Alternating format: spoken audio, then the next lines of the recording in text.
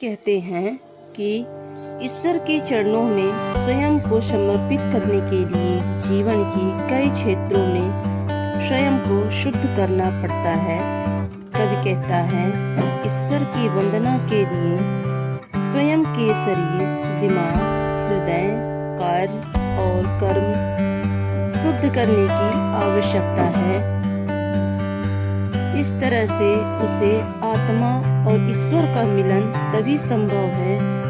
ईश्वर शुद्ध प्यार है। वह व्यक्ति के अंतर मन हृदय में उसका स्थान ग्रहण करते हैं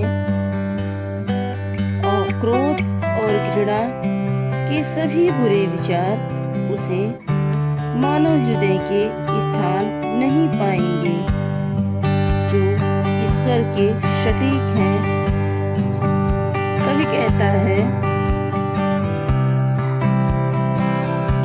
कि मानव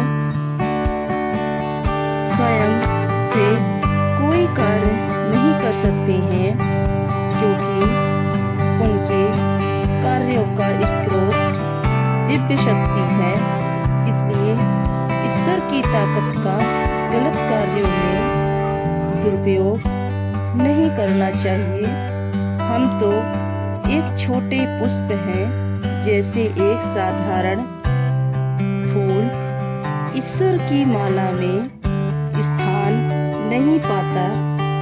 इसी प्रकार से ईश्वर की मौजूदगी में हम अपने स्थान की आशा नहीं कर सकते हैं, किंतु हम भक्त और प्रेम की पुष्प ईश्वर के चरणों में चढ़ाने के लिए हैं।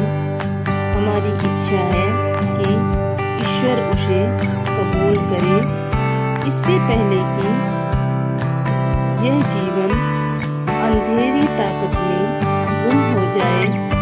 कवि कहता है कि कीमती परिधान पहनने से बालक मुक्त रूप से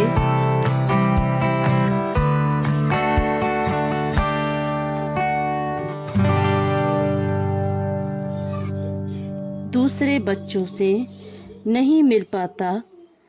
अच्छे कपड़े, रत्न जड़ित आभूषण उसे खेलने से रोकते हैं। इसी प्रकार यदि कोई साधारण इंसान आदमियों से स्वयं को दूर रखता है तो वह उनके प्यार और जीवन के आनंद से दूर होता है। मानव जीवन एक बड़ा मेला है जिसमें काफी धूल और धूल भरी हवा है। हमारे अच्छे वस्त्र एक प्रकार से बंधन है।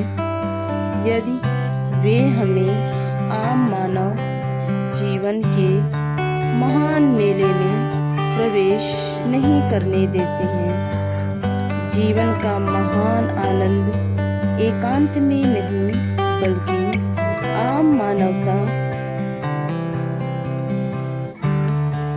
के साथ में होना चाहिए, क्योंकि वह तो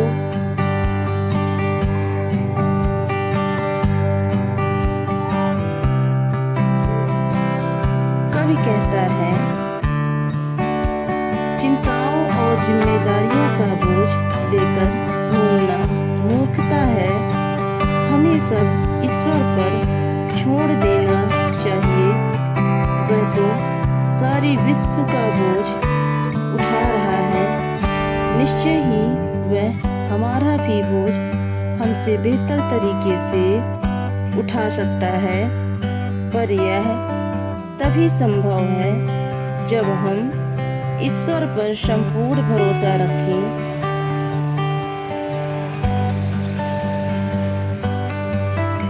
ईश्वर उसके लिए सब कुछ करेगा और वह उसके लिए ही करता है और उसे देता है, उसे सहर्ष स्वीकार करता है। जैसा व्यक्ति हमेशा आगे देखता है, आशा और प्रसन्नता पूर्वक, कभी भी पछताने में पीछे नहीं देखता। आदमी वास्तव में ईश्वर की सेवा नहीं कर सकता। ईश्वर के पद गरीब और दीन दुखियों में है। यदि हम ईश्वर की उपासना करना चाहते हैं तो हमें निम्न लोगों की उपासना के लिए तत्पर रहना चाहिए। जब तक हम हमारा अहंकार नहीं त्यागते, हम ऐसा नहीं कर सकते। हम ईश्वर के संपर्क स्थापित नहीं कर सकते सिर्फ तभी जब हम उसे गरीब, दलित, समाज की समृद्ध लोगों द्वारा ठुकराए गए लोगों में खोजेंगे।